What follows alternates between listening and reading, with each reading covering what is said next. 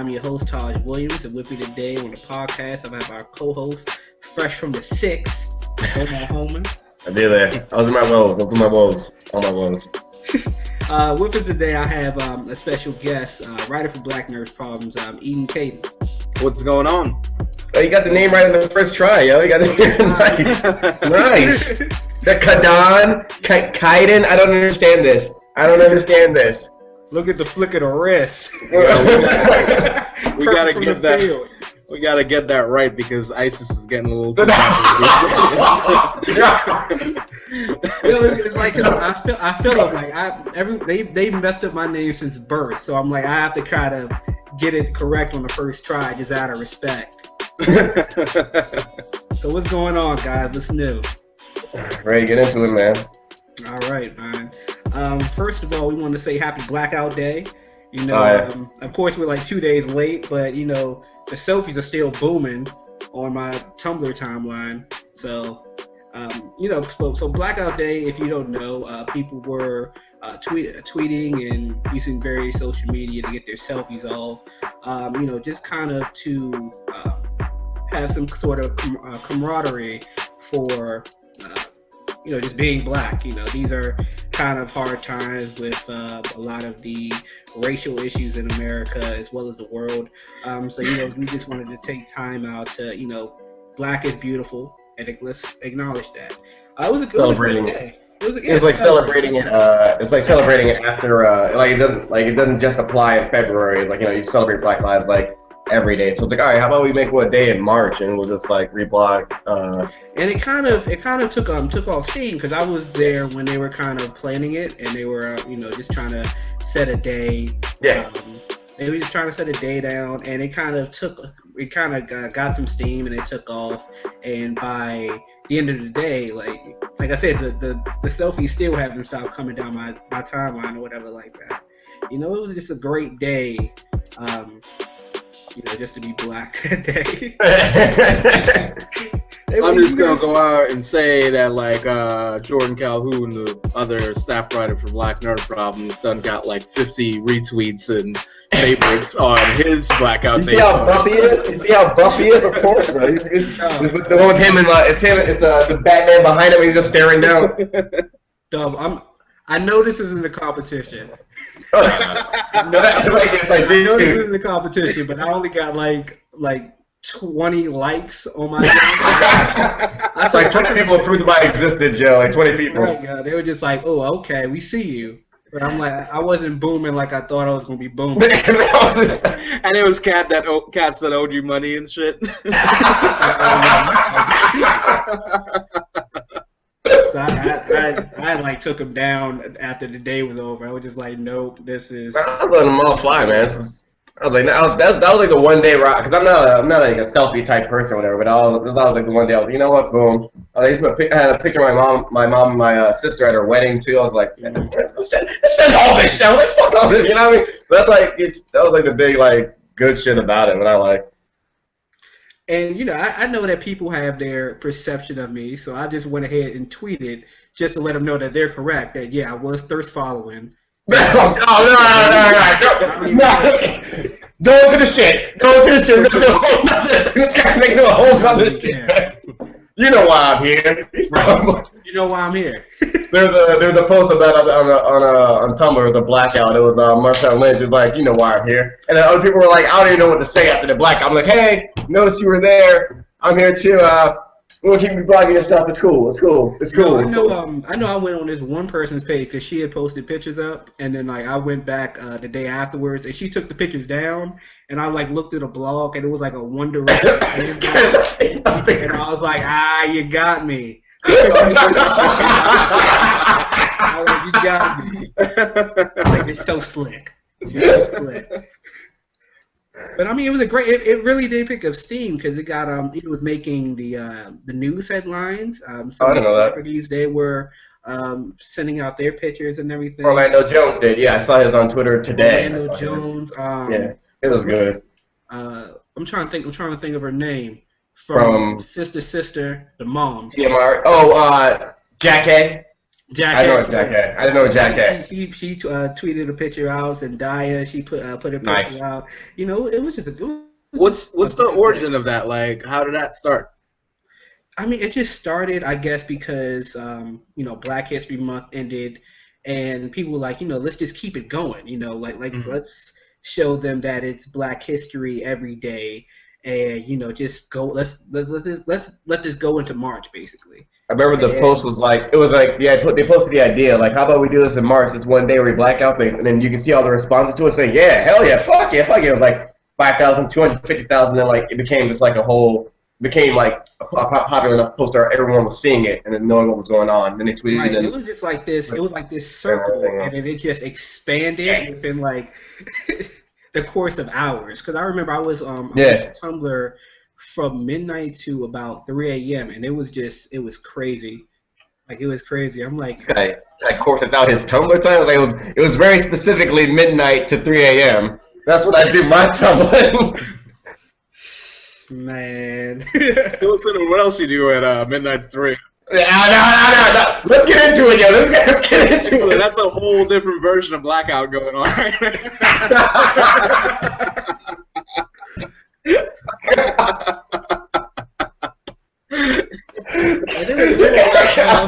There were a lot of like good stories. Like I know there's this one guy. He said he was bisexual and he was deaf. And he like took a picture. He was like had tears coming from his eyes, and he was saying that he was so happy, that he felt so proud to be Black. And it was a lot of inspirational stories going around that day. You know, I made sure to like those. You know, just to let them know. This isn't the first year that this happened, is it? Yeah, it's the first. It's the first year. It's the first. I hope it becomes like an annual thing. You know, March 6th, we can make that happen. Of course, a lot of people got pissed off because, of course, we make up an idea and like all the other races, they want to do theirs the next day and stuff like that. To those people, I just say don't even sweat it. Like, if we learned anything, spin-offs are never that great. like don't even sweat it. We came up with the idea. We're successful in it. You know, let's just leave it at that. Leave it at that. Okay, so going to the next topic, Michelle Rodriguez. Oh, yeah. This has been making headlines. Oh, yeah, that's your girl, Ian. This is so disheartening to me, man. It's so disheartening to me. You are a fan of her, isn't it? From what movie? Yes, I'm quite a fan of her. It doesn't matter. Every movie. Every movie. I like her in Avatar. I like the Fast and the Furious series. I'm not gonna lie. I was watching it, then I saw the first one. Maybe like a year ago. That's when I got into it. I'm like, okay, and that's what I seen. I'm like, all right, she's cool. Those are my least favorite movies of hers to see her. What else? The Tarantino one. What was it, Machete? Was it the driving one? Oh yeah, she was in the 2-part one. Grindhouse, and the other one was like the driving movie that you said. I forget the name of it. Death Crap or something. Oh, there's death in it. Do that IMDb. IMDb. You know what I mean? Do that IMDb, yo. I just gotta open IMDb Michelle Rodriguez. Okay, we're gonna you go ahead and get your Googles in. But she was. I'll explain while he's getting that. What if she was interviewed and she was asked about Avatar too? Avatar, yeah, that's right. I mean, Machete. Fast and Furious. A Cat's Tail. I don't know what that was. We'll skip that. He's really getting his Googles off. Resident Evil. Driver, yes. Hello. I don't know. It doesn't say what that Grindhouse movie was. It was like Death. It was crap. Death Proof. Death Proof. That's it. Yeah. That was gonna bother us all night. We would have woke up like, it was Death Proof. But she said some pretty foot in mouth comment when asked if she was gonna she'd be up for playing the role of Green Lantern. Basically prominating in what? That's so stupid. Like, you should really stop stealing white people's superheroes. And then she had to like backpedal and say, no, what I meant was we should be creating more heroes of our own and not taking from white people. It wasn't even really like a Like, that's the thing though. Like, I feel like it would have been better for her to have come out after that and said, "Yo, it was 3 a.m. I just came out of the club. I said some dumb shit," rather than that half-ass apology that she gave, which was just kind of like, "I'm sorry for hurting your feelings, but not for the problematic shit." Exactly. First of all, when you're giving an apology, right, and you got she's like, all right, guys, I put my foot in my mouth again. When you got she had the phone, right? When you're like laying down and you got the phone,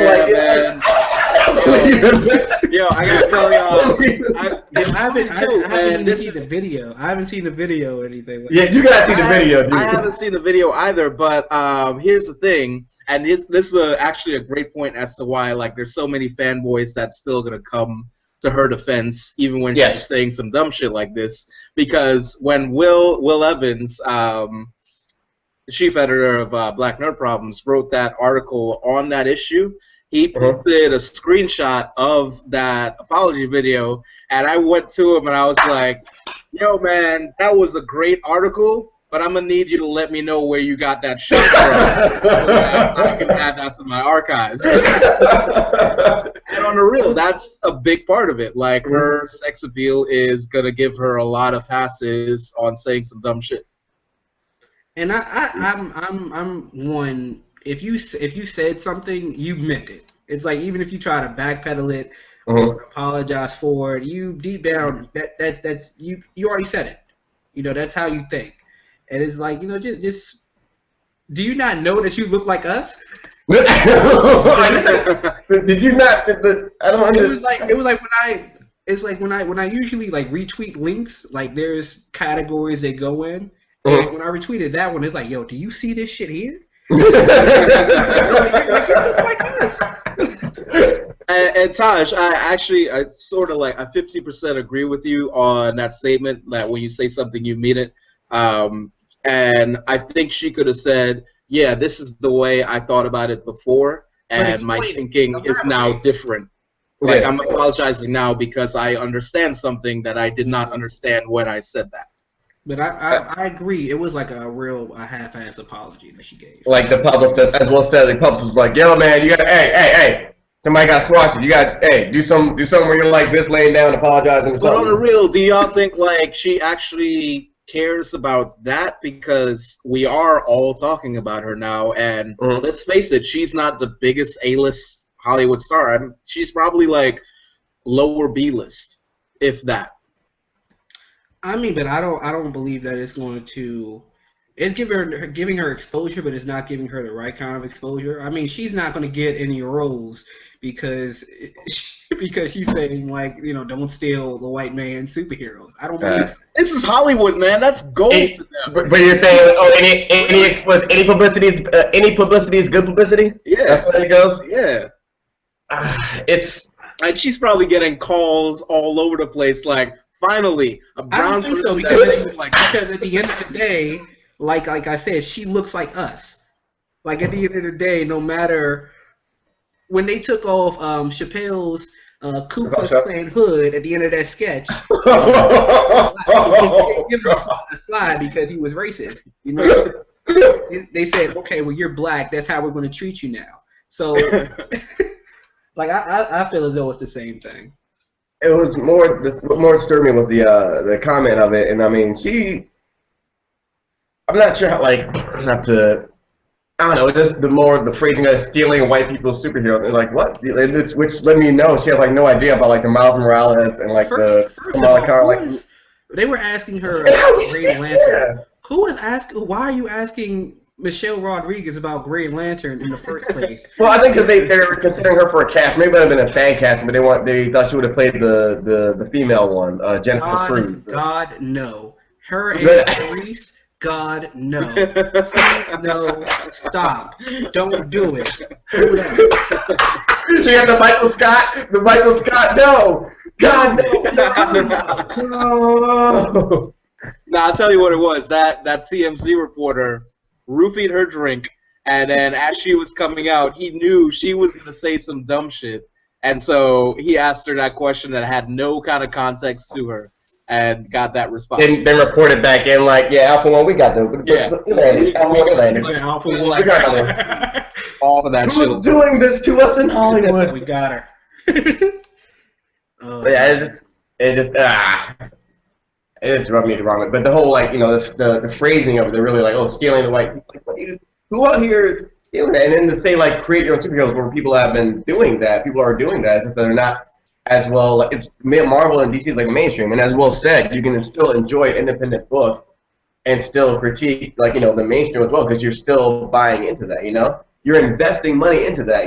It's 2015. People of color read comic books as well, and they would like to see themselves represented. Like, it's right. But more so than anything, and not just cyborg DC, not just more so than anything, I think it shows how like sheltered even people of color in Hollywood can be, because like you're gonna start off by saying like people of color are stealing shit from white people, when like the history of white people has been stealing everything that ever existed and calling it. That's ours. Columbus, that I discovered your radio. Sinbad joke. Yeah, Elvis stole his dad's move from Forrest Gump, man. Forrest Gump. To be ashamed from himself. Well, this topic, it kind of plays into our next topic, which is the big Spider-Man reveal from Marvel. We talked about this on the podcast once, but this actually hadn't happened yet. Now it's official that Spider-Man is with a partner deal between Sony and Marvel Studios. Yeah. They're going to reboot again, starting in 2017, and they're supposed to be picking a new actor to play Peter Parker. Is it going to be side by side, like Sony, like at the same time? Sony's going to have their thing going on while Marvel has theirs in the same year. So like two Spider-Man movies. What's going on is, of course, Captain America: Civil War. Peter Parker is going to be in that. It's already been confirmed. Yeah. Then they're going to have a new trilogy of set movies. Gotcha. With the new guy. Whoever they pick. Right now, I know they have a director set, but they don't have an actor yet. So a lot of people, they've been trying to say, well, since it's going to be since you're redoing the same story again, like let's use a new Peter Parker, let's use Miles Morales or somebody else. Yeah. This has brought a lot of turmoil into the nerdosphere, because a lot of people are on one side, no, Peter Parker should remain true to the comics and be Caucasian, and a lot of people are like, it's 2015, let's see some progression, let's see some change. Will Evans, he wrote an article. Sony just made it easier to cast Miles Morales if they want that. That highlights actually why we would like to see Miles Morales into the Marvel Cinematic Universe. Even Andrew Garfield at one point, he was interviewed. He was saying that the next, after he's done or whatever, or whatever storyline they have with him, Miles should be included as the next Spider-Man. Like, that should be done. Even this dude knows. He's like, that should really come to the screen now. Like, he's big enough. It's not even that. He's just writing was good enough. Like, even Andrew Garfield can give credit to that. Shit, we just came off Spider-Verse. We seen every time we saw the Peter. Peter Parker, the Indian Spider-Man. We've seen Spider Pig. We've seen a Spider Monkey. Yeah, Spider Monkey, yeah. And the Spider Monkey got freaked out when he saw the Spider Pig too. Like, but here's the thing to what you said, Taj. Like, I think a lot of people, especially people who are not like myself, who are not as well versed in the Spider-Man series as it was written, think that it's just a casting of a black Spider-Man for the sake of having a black Spider-Man. But Miles Morales was actually a written Spider-Man character. Yeah. So what is the problem with having that be the movie for Spider-Man as opposed to, Peter Parker? They're still gonna say oh, you're just pandering. It's just there is a big difference between how, if you ask someone to describe Peter Parker, just a regular person on the street, they'll list many things: honorable, just responsibility. If you tell them to describe Miles Morales, black will be in the top 5. Top 5, well, he's black. You don't say, well, Peter Parker is white. You just say that all these other things. Like, he's not his race. You know what I'm saying? So they make Miles Morales his race, but it's just time for some change. Like. And in the same vein in what you were talking about, like all earlier in terms of all the other races jumping on the Blackout Friday, like I saw a few things out there. Like there's this one article I read about like this cat talking about the next Spider-Man should actually be an Asian cat called Peter Parker. Yeah. And I'm just like, hold on a second though. Like let us do this first, and we can entertain. Goes back to my original point about this is actual canon. This is Spider-Man canon that is being covered in the movie. Like, we can make up some other shit later on once it has a written canon to it. But you're undermining the point that is being discussed here when you start going off the rails and talking about, like, yo, why can't we have an alien Spider-Man now? The argument that I hear usually is say, okay, well, you want to make Spider-Man black, let's just make Black Panther white. That would be the number one example when I hear it. And it's just like, who cares? These are fictional characters. If they choose to cast Stephen Yen from The Walking Dead as Peter Parker, I'll be okay with that. He's a good actor. I forgot what was said, but to Brian Michael Bendis, the guy that created Miles Morales, fans came up to him and said, like, it was easier to picture Spider-Man as black because he always wears a mask, and even Charlemagne the God even said, like, you can have different people like play them and whatnot, because he's like, to me, Spider-Man is red and blue. That's Spider-Man right there. It's the mask. That's what color he is. That's that's all I'm really seeing mostly. Because of the mask, and the mask is what makes it easier, because like that is really what like Spider-Man is for the most part, like that symbol of it. It doesn't matter who's underneath it, you know what I mean? I know that they can't pull this off without having it come out in some kind of way, but I would love for them to have like the Civil War going on and we not know who Peter Parker is. That'd be cool. That'd be cool. Actually pull off the mask. Like, that would be really great to see. Like, I have no problem with, even if they wanted to use Spider-Gwen, like, I would have... Yeah, the girl. But, like, the easy response to what you're just saying, Taj, in terms of, like, why can't we make Black Panther white, is y'all already made Moses Christian.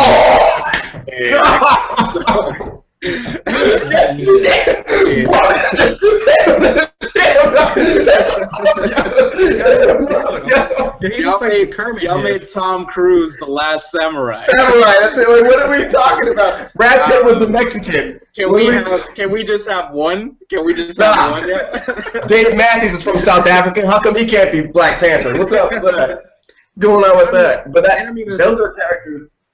The thing about the Black Panther is, like, he's actually from Africa.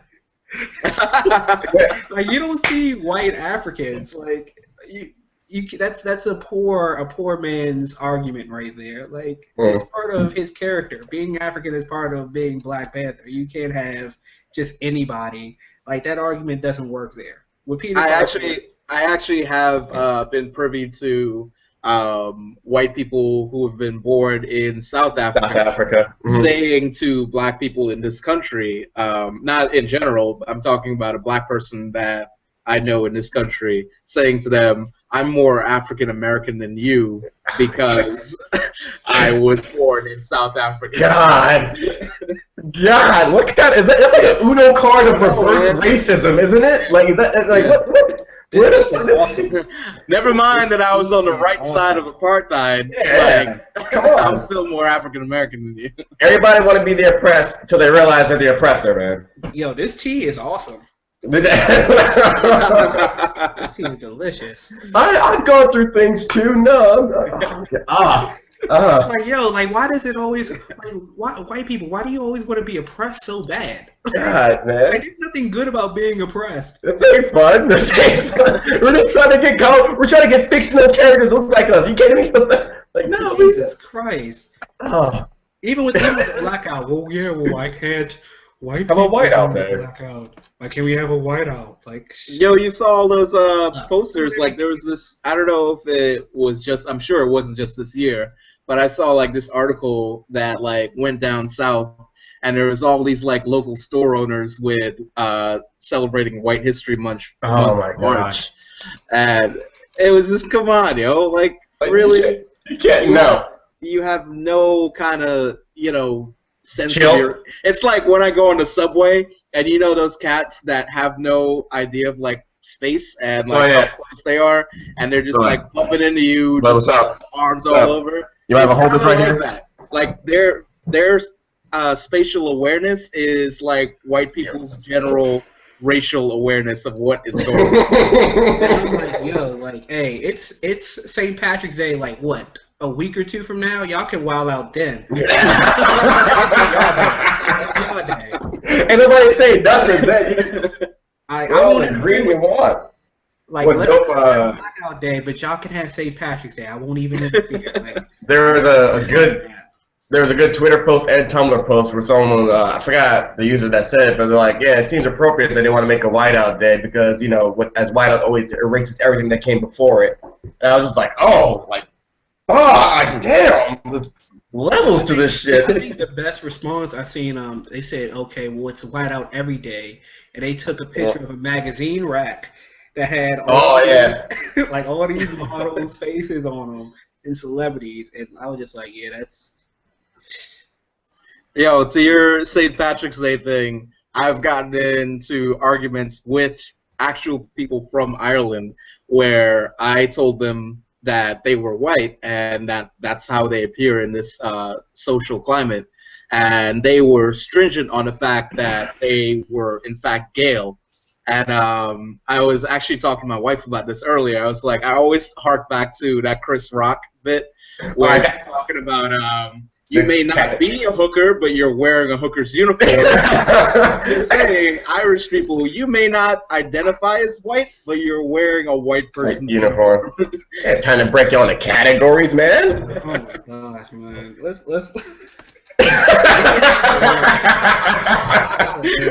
have some more of that tea, yo. I'm done, man. Like, I'm too sober for this. Okay. What's up next? Moving on, let's talk about some TV. Of course, we always talk about Flash and Arrow. Yeah, start with Flash. Ian loves the Flash. Really? Is that saying it like sarcastically? Like, yeah, I'm saying that sarcastically. No, I do love the Flash, and that's why I hate the TV show. Flash. It's got. I think because he started when it was first starting out. I think if he stuck with it now, you would see it's gotten a lot better. Actually, reading your recaps, Omar, it actually has gotten me excited to try to rewatch the show. Okay. But I don't know, man. Like, I don't know if you followed I started out doing the recaps on BlackNerdProblem.com for the Flash, and the 1 week Omar took over, everybody was like, "Yo, that's the real recap." I was slaying that show forever. I was so done with that show.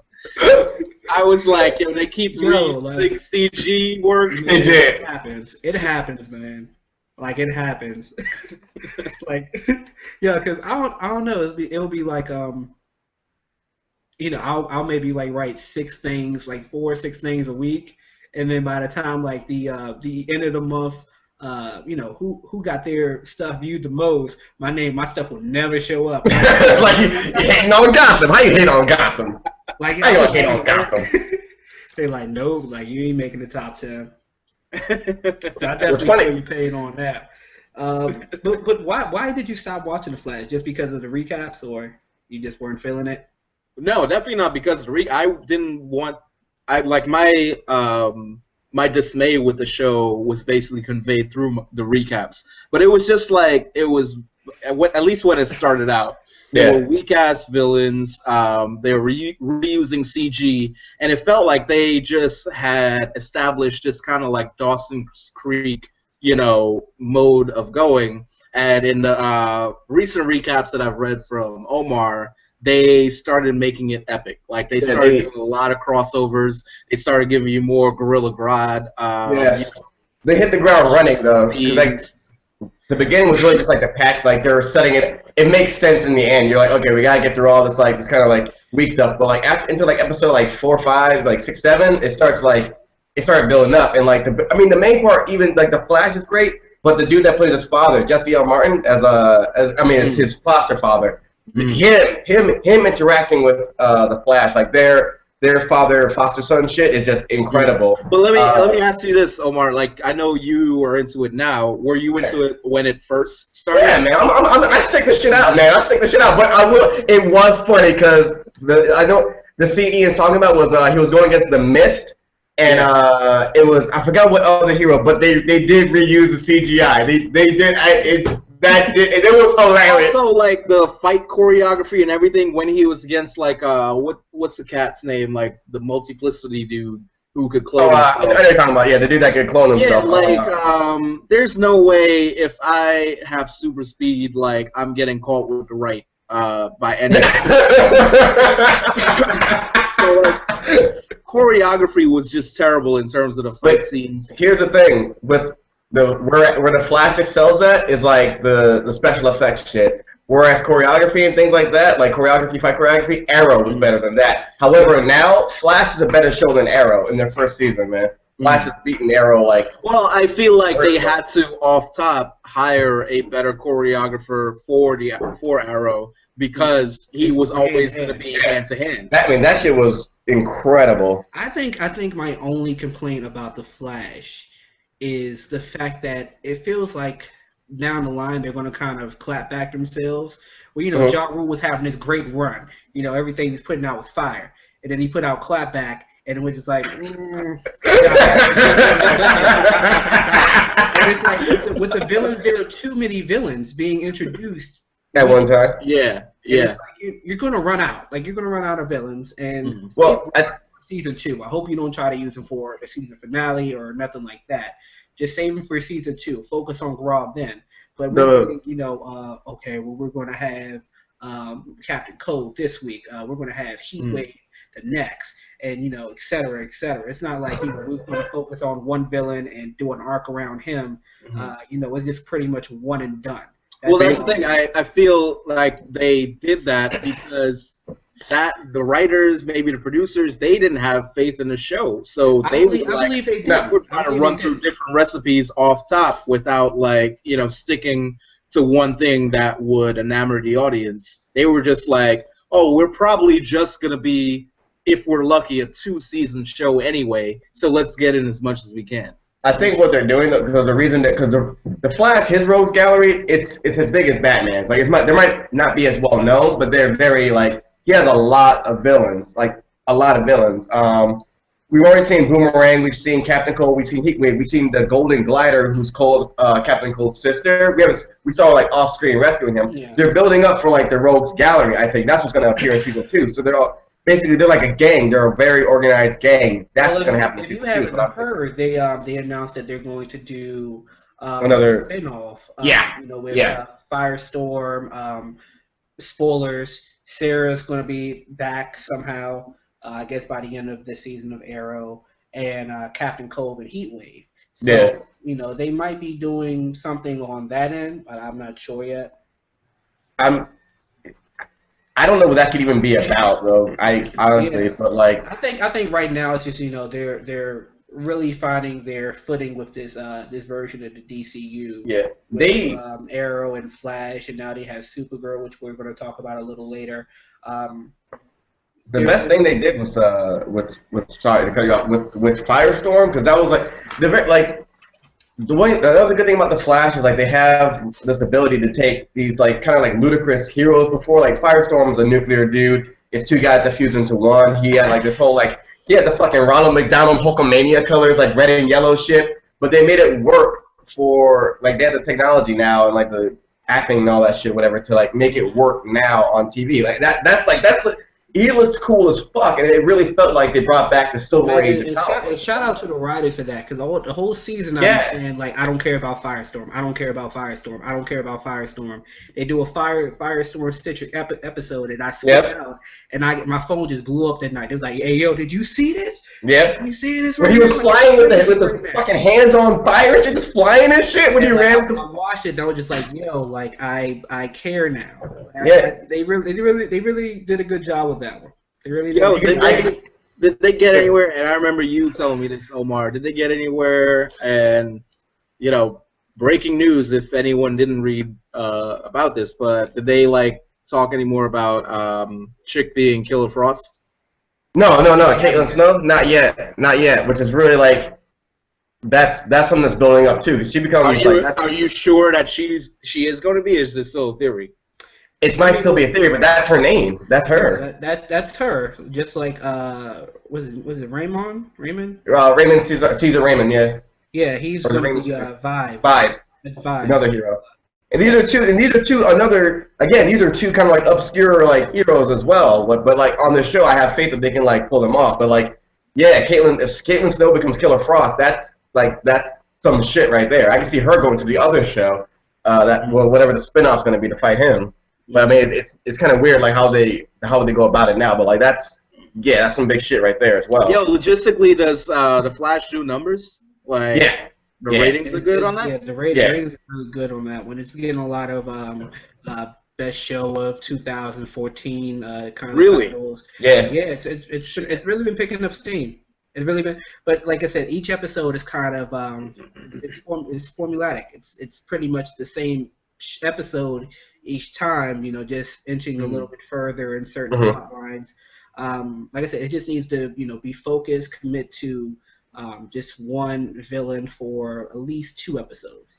Just 2 episodes. Yeah, that Gorilla Grodd coming up. I always know when there's a big reveal episode because Omar does like a 5,000 word recap on it. I do. I need more gifts. Like he's writing for the PhD and shit in the Flash TV show. Omar would write like the Arrow and the Flash reviews like one day apart from each other, and it'll be like at least 5,000 words and like full of gifs. Like, you gotta actually, character breakdowns. You actually gotta read a line. Yo, I can't tell you how difficult it is to be on the editing team and look at an article and try to just edit GIFs. I'm like, really? No, I'm above this. No, you're not. Do it. Do it. That's off center. Put it together. You're welcome. And I guess using this to delve into Arrow. Yeah. Oh god. Team Flash is just so much more competent than Team Arrow at this point. God. Look who we have here. Look who we have here. Ollie, he got murked, so he got he got killed by Ra's al Ghul. Right. We're still taking Batman villains, by the way. We're still taking Batman villains. You know what I mean? Open season. Is so buried on the bench right now, like it's not even funny. You need to get his own show or something like that. We have Roy Harper. Like, who's really going to call Roy Harper for help? Like, who's really gonna be like, hey, help? Like, I really need someone to save me. And then Roy come out and it's like, nah, not you. I think that dude in the red. Oh god, this guy. And who was the guy? Speedy. We got Speedy now. Oh, Thea, don't even remind me about Thea. Like, let me take a 3-week vacation and learn the art of karate and whatnot, man. Like, this season is it's so crazy, like how good last season was. Yes. How bad this season is. They did a whole murder mystery now, trying to figure out who killed Sarah, the first canary. Mm-hmm. And I was like, okay, was it this new villain? No. Was it this new villain? No. Was it Roy? Because maybe it was Roy, but that wasn't what he was remembering.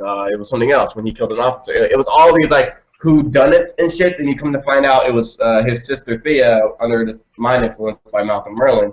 And you're just you're like, come on, like this, and then he has to learn. This could have been done in at least two episodes.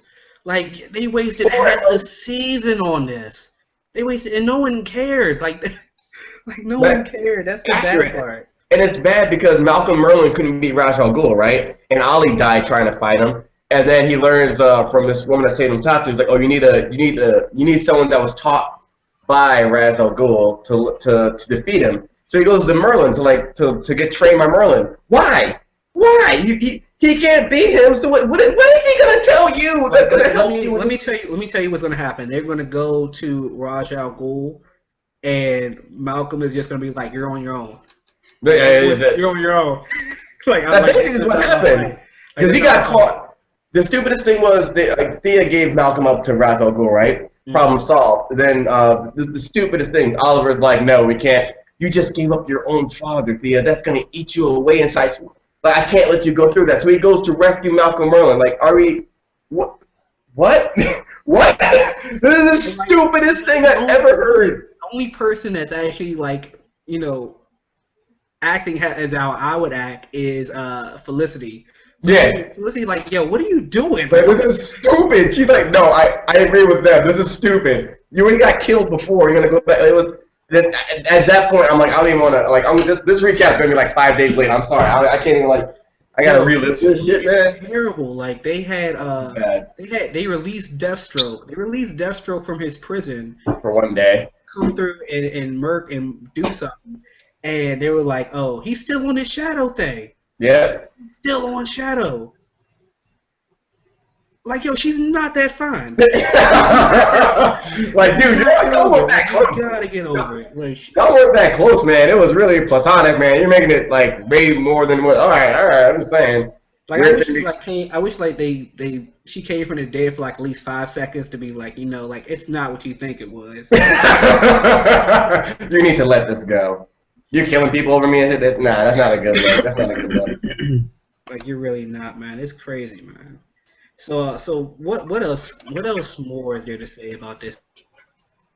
At least it's not Gotham. I'll tell you that right now. Yeah, like, I seen this article that was like that was like Jada Pinkett is not going to be back for this next season of Gotham. I was like, shit, me neither.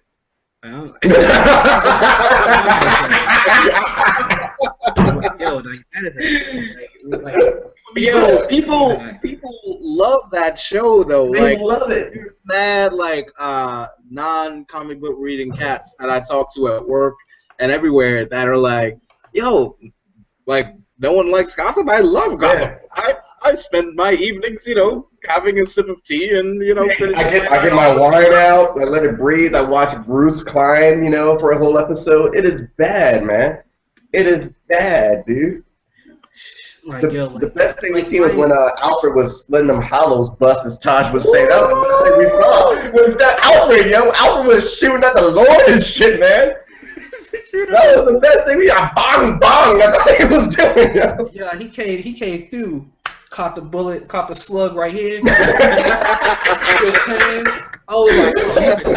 Whatever. A better lefty anyway. I don't care. But yeah, that show's trash. I don't know how it does numbers, but it's trash. Yeah, it's like the worst part of my week is when I have to remember that I have to do those recaps. Like that's the worst part of my week.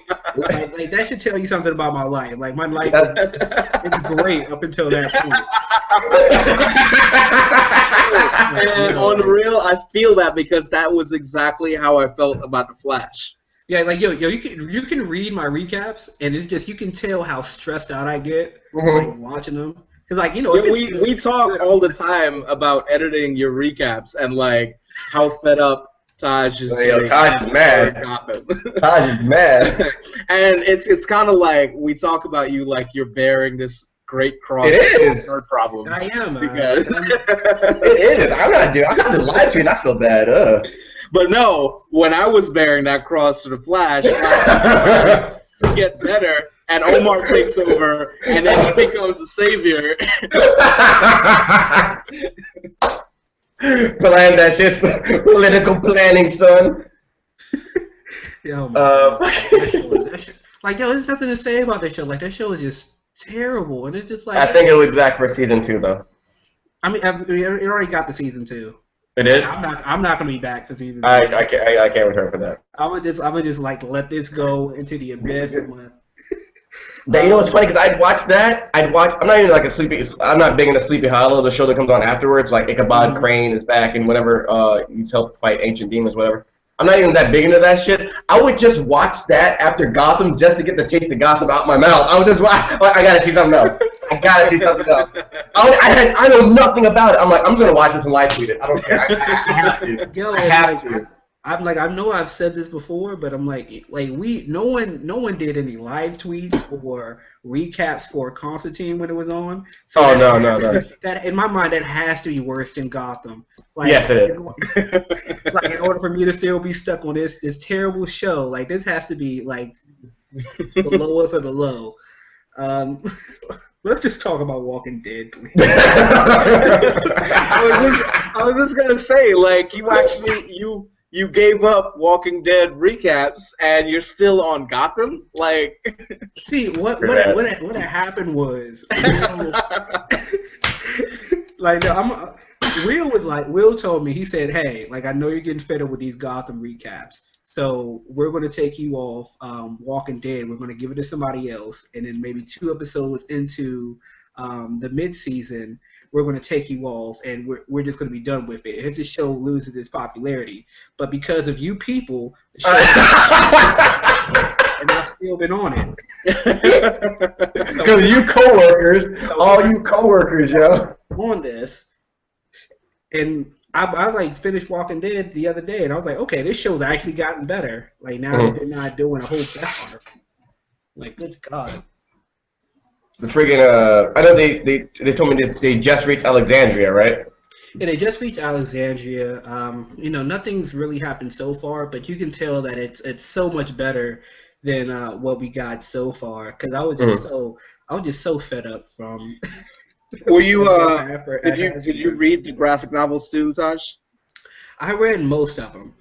Okay, I'm a fan that hasn't read any of the graphic novels. I've just spoken to people who have, and I love that nothing can be spoiled for me because they add so much into the show and take so much away that, like, Omar or my boss, who also read the graphic novels and watches the show, can say, oh, I think this villain is going to be so-and-so, and then it's not. It's like some completely invented character. And I love that about the show. I think what I like so far, because Alexandria in the books, and this is mild spoilers, it's where the crew stays the longest in the graphic novels. Yeah. So, okay. When shit starts hitting the fan, I don't know if it will be the end of this year or maybe probably next year. Next season. Things really get serious. It gets serious. But like the thing that always, and probably also the thing that made it slow at some points during the previous seasons, was that they were always at a point of tumult. There was never any kind of security, and I feel like this is the first time we see all of that crew in absolute strength, no matter who it is. Like, even Carol is boss as shit right now. And they have, like, a base to set up at and take on a worthy villain that won't, like, catch them by surprise. Like, they'll have a fair fight. And I can't wait for whoever the villain is that they're going to introduce to come at them. I think my favorite line from from what we've seen so far since the mid-season was, I think Carl was chilling with the kids. They were playing video games or whatever, and he comes back to his dad like, "Hey, Dad, they're weak." Yeah, and that's from the book too. From the book, Billy, like, what is this? And Rick is just like, he's just cool. He's just like, yeah, man, like, we gonna. Hey, if we push come to shove, we're gonna take this place over. I found it funny that Rick was like the cat who was most against going there, and he was also the first cat to take a shower, get a shave, like full spa treatment when he rolled up in there. I was just kind of like, yo, Rick, you getting mad comfortable. So at the end of that last episode, I was amped that he was like, well, we finna take this shit over. And I'm going back to not showering.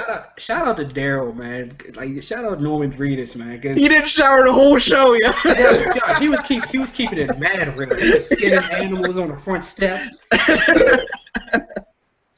Yeah, because it's like he's an original character. He's an original character in the show. So, you know, you don't know what he's going to do because, you know, in the graphic novels, he's not in it. So it's nice to see that he's just keeping it real. He's just like, you know, I'm not gonna keep over it. Yo, but shout out also to Glenn for not, like, that's what I love about this season. This entire season is all about them being above everyone else that they will encounter. Other than possibly the villain and whoever his or her crew is. But, like, even Glenn, like, you know, knocking dude on his ass. Like, on some, you don't know what you're doing, and I'm a handle shit. You seen the Floyd duck? You seen the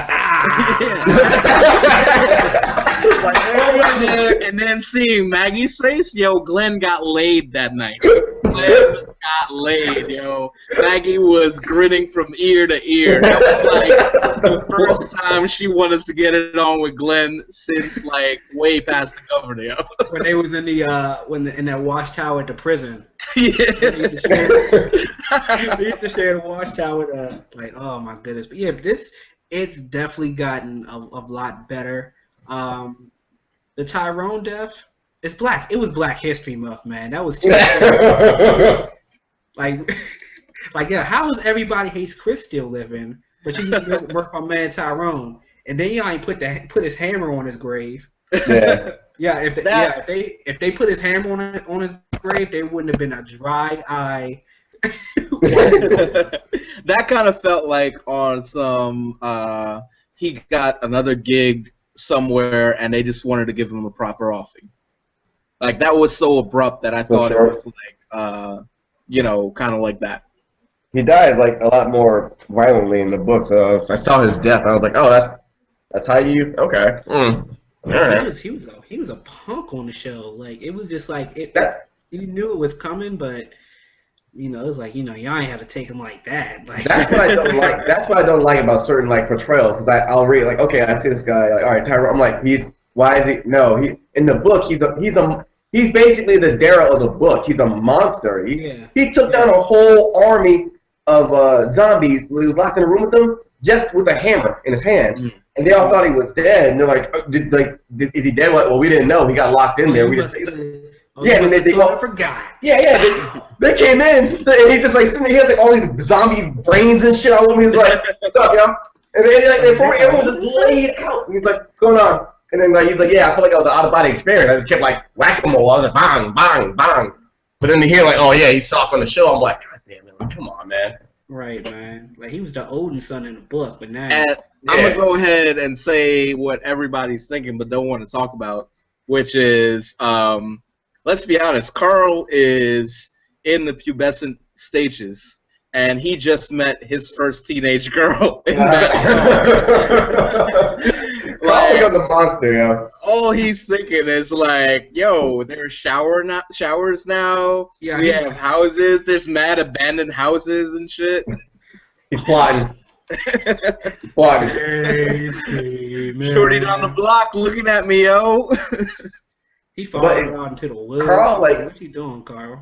he only gets like harder and harder in the book, man. He becomes like he becomes like little Rick, even more so than Rick, man. He's like Carl's a monster in the book, man. I can't. I heard like Carl is the main character in the book, right? No, it's Rick. I mean, at this point now, kind of yeah, because some shit that's happened is gonna kind of like split screen in it. But yeah. But you can say the books aren't finished. No. It's a comic book, so it still comes out once a month, every month. I think like if I was in a zombie apocalypse and I seen one girl that I knew that took a shower, like I don't care what she looks like I'm automatically gonna be like, oh my retracted. So wait. Dale didn't shower the entire. He kept it 100, not showering the entire time. Yeah, it seemed like a lot of them ain't shower, like. And that's shower. That's the thing that always confused me and sort of bothered me about Daryl and Carol's connection, because I'm like, Daryl came from this redneck background, where like that's what they did every Thursday night, like just after hunting some boar in the forest, like they just go to the pub and try to pick up girls, and then the closest person that he can get to is Carol, who like the first thing she does when she gets here is put on some like guidance counselor clothes and tries to walk around and be like the PE instructor for all the kids. Like that doesn't make a lot of sense that Glenn gets Maggie and Carol and Daryl is like going after like that's you like. Hold on. Do guidance counselor clothes include a pair of Reeboks? Is that a part of it? You know what it actually seems like? It seems like they're writing some Oedipus shit into this. Like, yeah, exactly. Yeah, look at your face. That's the feeling, Omar. That's the feeling. Oh my gosh. I'm not going to take a shower because I'm not ready yet. I don't want to get my hair cut by no sexy neighbors who took showers. She came to that door quick. She was just like, oh, hello. Yeah. I see. And her husband noticed. And her husband on the set. He's like, hey, like I'm here. Hello. like. Yeah, he was just on a step creepy too. He was like, yeah, I see you. Man, Rick will put him down so fast, yo. Like, Rick is still crazy. He never like got over that crazy episode. He just learned to deal with it. Oh yeah. Rick is kind of like Cable now, where he's dealing with like the technovirus, and he's like using all of his energies to contain it. But as soon as some shit goes awry, he's just gonna go full crazy again. It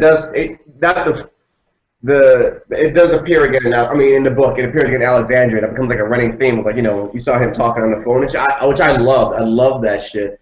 You know what's weird? Like Andrea, you guys remember her? She's a big character in the book, and they killed her. She got killed off. She was because they pretty much ruined her character. They just made her like kind of, like.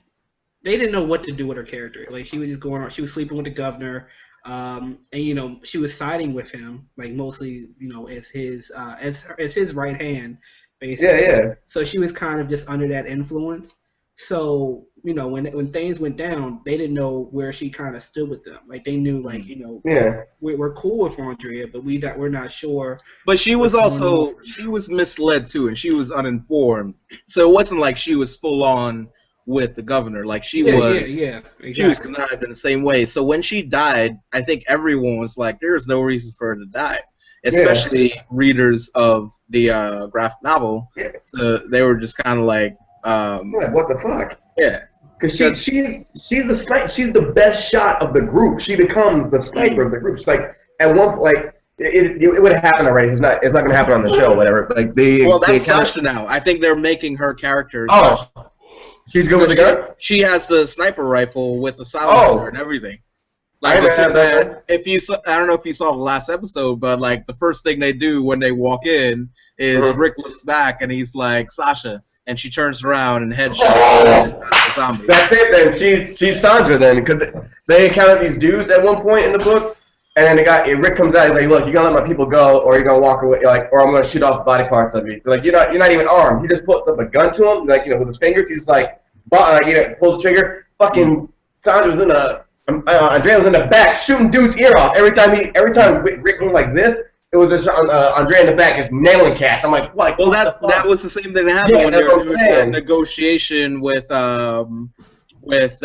people at the hospital. Rick met out in the open with them, and they were like, "What's to keep us from shooting you right now?" And he just stepped back. And like she shot off a shot like right next to dude's foot, and they're like, "Oh, all right." Like, I see.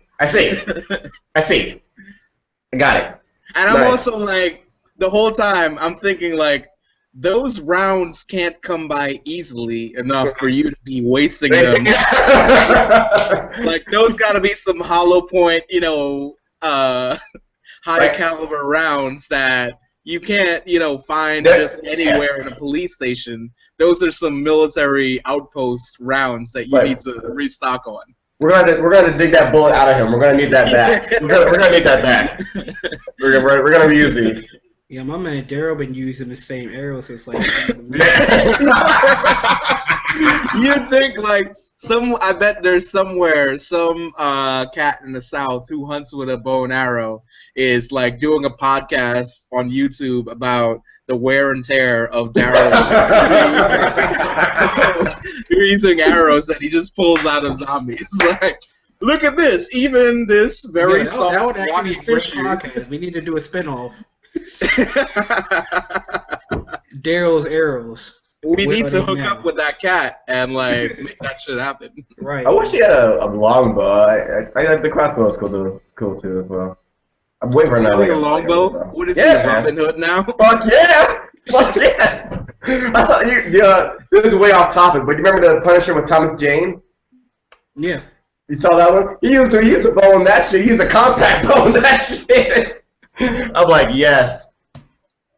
Always knew a bow and arrow would be good for zombie survival, man. Never doubted it. Hey, did y'all see that video? I know you did, Omar Taj. You saw that video of like the modern day dude who like learned the ancient like Hittite art of archery, where he'd just be running around and he could like split an arrow with move. Like he's the most unathletic dude. Yeah. He looks awful doing it, but dude got some accuracy in terms of like moving around. And he like from the manuscripts of reading like true bowmanship in these like ancient civilizations, like he's recreated that and has shown like there's even like TV shows the science one, I forget the name of it now, but Mythbusters? that show that like Mythbusters. Yeah. He said you can't possibly split an arrow in two. Yeah, this cat he did like jumped off a scaffolding, had an arrow shot at him and split it in two. Like, and this is real life. Like he did that shit. He looks so awkward doing it, but the payoff is great. He did it. He doesn't even have a quiver either. He carries them in his hands and he just like one at a time nails them. They debunked the like quiver thing because he started out using the quiver and he was like trying to duck under branches and trying to like reach over his shoulder for arrows, and he's like, no, that's just not gonna work. Nope. So like he holds all of his arrows in his hand and just shoots them as is. Well, Sorry, what's going on? This guy.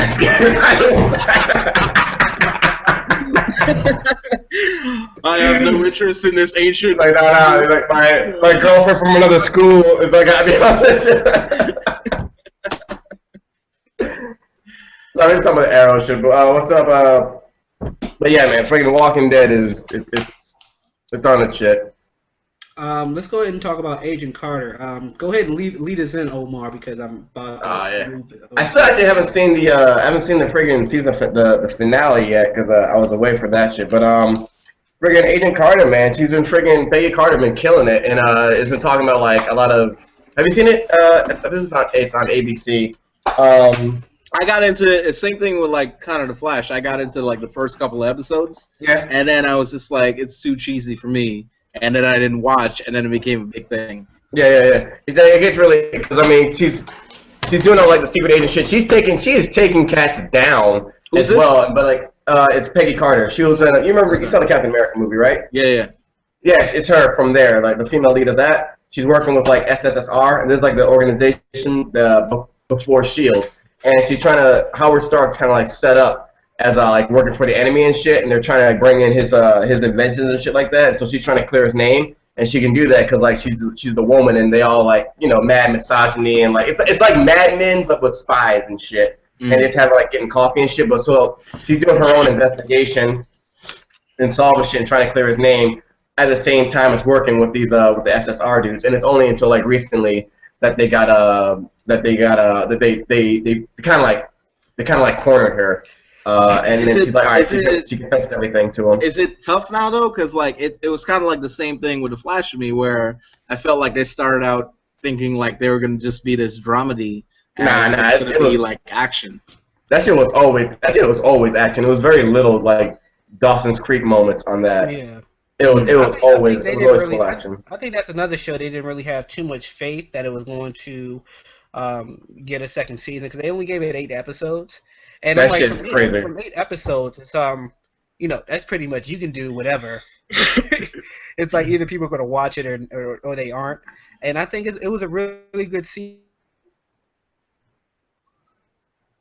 Did you lose I him? was really excited about it. Yeah, the season, it was just, I mean, I don't know if they're going to do another season. I thought it was just like a one-time like TV event or whatever. But I hope they do because I like it because the other show, like, because again, she's one of the main people that creates the organization, the Shield. Any other show, Agents of Shield, like that's like the after effect of all of her work and shit like that. And that show's better. Agent Carter is better than Agents of Shield. I'll wait, I got these confused then because that's the show I was talking about. No, yeah.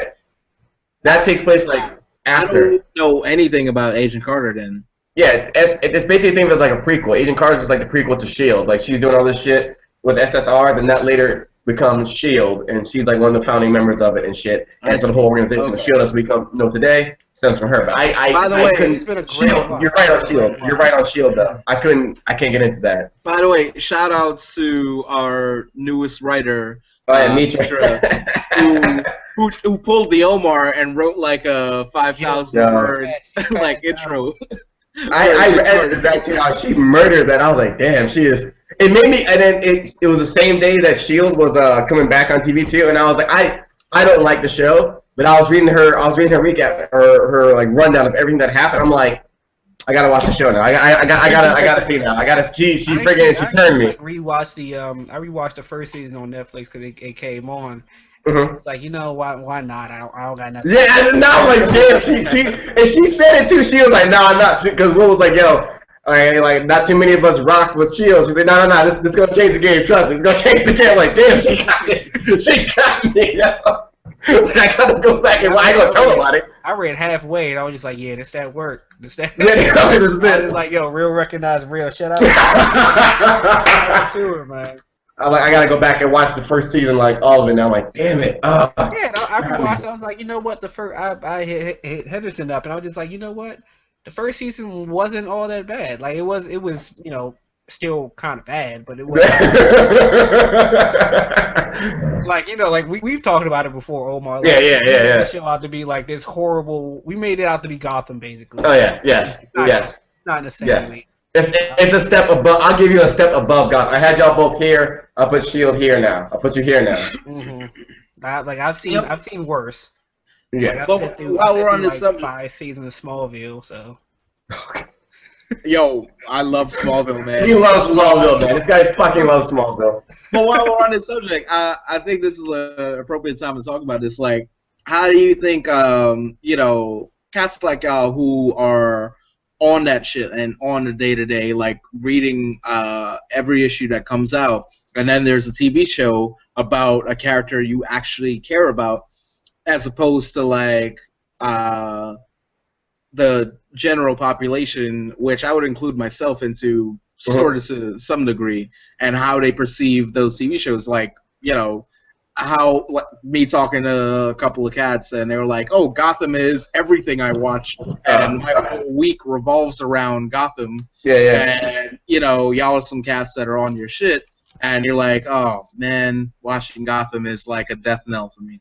I'll never want to take away from another person getting into comic books. Like what? It's all right. Let's look at it like it's a gateway drug, right? We'll say that's their gateway drug in the comic books and shit. I'll never want to take away from that. But if you ask me my opinion on it, I'm gonna tell you my opinion on it and why. I mean, if you're enjoying it, I'm not gonna judge you. Like, oh, you like this garbage? You like this? No, I'm not gonna do that. I'm glad you did. No, if someone tells me that they revolve their week around Gotham, like that's the highlight of their week, I'm gonna judge them. There's no ifs, ands, and buts about it. Like, I'm gonna judge. Like I'm not. Yo, I don't even watch High Road like you guys do. I don't even watch that show.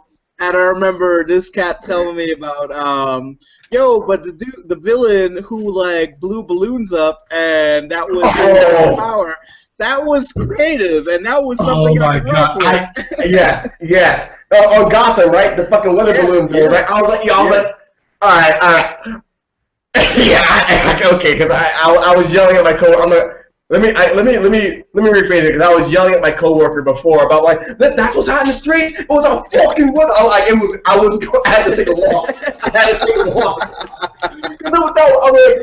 Because I'll give you your bad episodes. Just don't try and tell me that's the truth. But I mean, there are plenty of other episodes that were good and shit. They had like that black dude that was an assassin that was killing people with a telescope or whatever the hell that was. You said that was a good episode? That was an alright episode.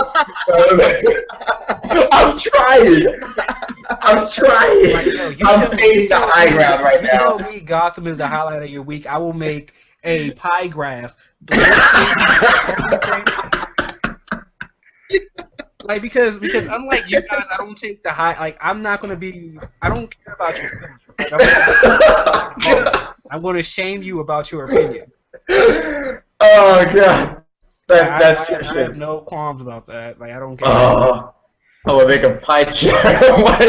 Here's why you're wrong. I specifically asked that question because, like, Omar, you know this. Like, my favorite DC character is Barry Allen, the Flash. Like that Flash. Actually, I mean, I got in more into Barry Allen after like I started reading some Wally West. I didn't know this. I like the Wally West swagger. But like Barry Allen is still like my greatest, the greatest. That's it for me. But when I that's why I signed on for recapping the Flash, and then I was just so enamored by that show that I couldn't help but like exude my own like knowledge on that. And you touched it. I wanted to, like, in the same way Taj was talking about making a pie chart, in a different sense, but a pie chart of like how much nerddom has to go into tolerating a show's, inadequacies, and actually loving it for what they're doing, and when it's just a trash show, like. Because also reading your recaps, Omar, makes me want to watch it again and give it a second chance. But even so, I just can't. I feel like I'll watch it again and be like, nah, I was still. I'm still right. I came in at a turning point too. I mean, and I'll point out there's some like the moments where it's like, like. And I'll say this: I think the last one I recapped was what's his name? The Frost dude. When the train scene. When he stole the gun. Captain Cold, That was your last one? Was that Captain Cold? Yeah, that was Captain Cold. Okay, and he hasn't appeared again since. No, he has. He has appeared with Heatwave. He came back. Okay, but since that, that was probably like 6-7 episodes in, and there was nothing, and I was just kind of like, and you should give it a chance, but you should look through it through a different lens. Because I knew when I was watching the Nightwing series that's on YouTube, I know when I watched it I was very critical because I'm like, this is Dick Grayson, like this is his favorite dude. It's a fan series too. It's fan created, so just all fan work. And I also on it, but I was just like, I had to look through it, like, this is the labor of love for him because he's a fan of the character and he's actually trying to bring this to life and everything. But like to that point, Taj, to that point. Have you cats seen the Ryu Ken Street Fighter? Oh hell yeah! Yes, I saw that shit. That is a true labor of love that has mad, low budget shit going on. But I loved what went into that. Whereas the Flash has a giant budget, and they're coming up with cats like the Mist. What was it the week prior that they had like? I don't think they have quite as big a budget as you're thinking, because I think most of it goes into the effects, and of course if you use all whatever budget you have in order to do the effects for one episode, and you have to use the effects to carry you out through the season, you're going to try to I guess reuse scenes or do whatever you have to do in order to make that budget work. Like I said, you really think a show like that has to worry about that though? At this point, yeah, because it's their first season. Like I could see if they had some more weight to him. But they can afford to do, like, short shots of Gorilla Grodd smashing some cat. Hell yeah. It's Gorilla Grodd. Don't you dare say anything bad about him. Yeah, and Gorilla Grodd costs a lot of money. I work in a post-production. I know how much that costs. You love Gorilla Grodd. Like, you gotta reuse some fucking, mist shit.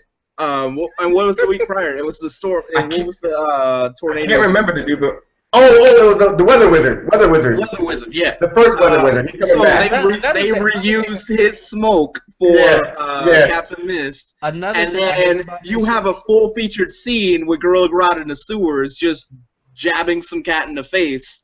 That scene alone costs more than the entire season. I know that. Man.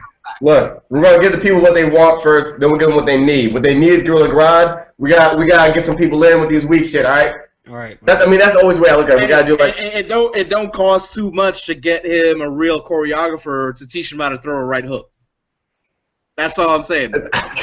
I mean, like, but you I swear to God, like they can bring Floyd Mayweather on as a villain. Oh my God, they're gonna have Floyd Mayweather. Because like based on the speed that they've been like attributing to the Flash right now, Mayweather's got more speed on him. But they entered that later on in the series as well, because when he has to fight this one dude, Gridiron, who can turn himself metal, they're like, all right, Barry, in order to like I saw that episode. Yeah, there's a lot of velocity. They do a lot of science on the show as well. So I'm like, all right, they tell him he had to break the sound barrier in order to do that. Barry has now he's been focused on getting faster. That's been like the preliminary thing, the main thing since the return after the season break. It's him getting faster, which you saw him on like the treadmill and shit. And also going to go to like, the time machine. And I get that. But like in earlier seasons where he would just, it's not even talking about like, I could have gotten out of those situations that he had. And the only superpowers that are afforded to me is whiskey. And that is actually a detriment to my superpower. So, like, that's what, like, turned me off to the whole thing. Also, keep in mind, he's a rookie as well. He doesn't know his powers fully. I mean, that's the only thing I can give you right now. You see how wire thin he looks in that suit. Like, he looks like Brandon Routh in that Superman suit right now. Like, he doesn't know right now. Like he doesn't know how to fight either. Let's get that. Let's keep I'm just saying, man. I spent fucking years trying to get my hand speed up on a speed boxing. He doesn't fight. Yeah, you saw him when you saw when what's it called? The dad. What the fuck is his name? Joe. Joe tried to teach him how to fight. Joe West. Yeah. Joe West. Yeah, he tried to teach him how to fight, and then fucking Iris beat his ass, and Joe was like, all right, look, man. He held him, and he was like, look, man. Sometimes you gotta run away, all right? Sometimes you just gotta run, son. Okay. Yo, hold on. Did Taj, you just mush someone off screen? That's all my I dog saw was Taj do this. Like, nah. Like, not right now. No. Ian's talking about things he doesn't like. This is you gotta get real. This is the R-rated. He's force himself back to the shop. That's the bad part. This right now. Like, no, young.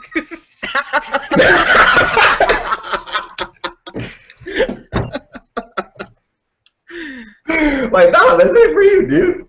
No, I actually asked those questions just because I was actually trying to understand, what the threshold is for giving a series like the sort of leeway to allow it to develop. And that's also.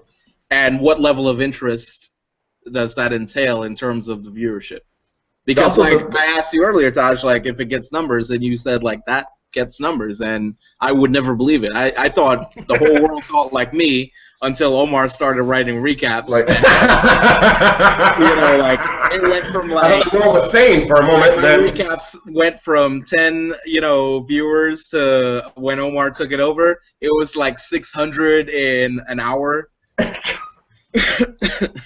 Whatever, man. But another part of like the action's one part, right? I can understand like you're upset like the action and shit like that, and certain storylines. The believability of it. The believability, but I mean, keep in mind also it's the believability in comic books. I don't think fucking Batman can beat Superman in any fucking way. However, the believability in comics is always prepared. It's a completely different argument because the first time in the comic books that Batman beats Superman's ass, he uses kryptonite. He uses a kryptonite. That's what I'm saying. He stabbed him with a kryptonite knife. That's believable to me. But that's not believable to me because apparently, all right, hold on, arguing, hold on, because dude can move faster than the speed of thought and shit. So you can't see someone coming at him like this and shit. But I'm saying like that's real shit because he like that's in a trust relationship, and Batman was just like, no, screw you, stab, and now I'm gonna fuck you up. Like same way, like that's like kind of saying you never believed that Lex Luthor was a valid villain for Superman because he's just a man. No. I'm saying it was like, all right, this is a whole other thing though. I'm gonna get to my point on the Flash. You started it, now you finished it. I did start. I'll just all right. There was like all right. Because the whole argument between Batman, real fast, whole argument between Batman and Superman, right? Like, Batman has the plans and everything's already planned out. He can take Superman on because you guys already mapped out, planned out, whatever, right? I'm just saying, like, all right, they're in a room together. All right, he's mind controlled, like, for just death, fight to the death or whatever. There's no way, like, he can be 100 feet away, hit him with he can hit him with fucking laser beams through his fucking head, eye beams through his head, freeze him to death with his breath. He doesn't have to get in close to kill Superman. He can move. To kill Batman. Superman can move faster than fucking thought. Oh my! He can move faster than thought. Apparently, I'm just saying. I don't even know the context. I stepped out and came back. I don't know what the context is. What you're talking about? Here's the thing. You don't have to teach me suspension of disbelief for comic books. I'm in there. I'm talking about like when Multiplicity, the supervillain, like just multiplies on himself, and the Flash can't handle him because it's too many of them. Like really, like you can't. You stop. Like this is a fight scene, as Ian Khadan explains it. The fight scene is he dodges a punch, goes and stops next to another clone who's gonna throw a punch at him, and he gets caught with it. Like, that's not believable to me. Right. I do understand that. I do understand that. I guess. Yes, feels keeping me insanity. I feel like Taj feels like he's in the middle of something right now. He's doing the middle finger scratch his eyeball right now.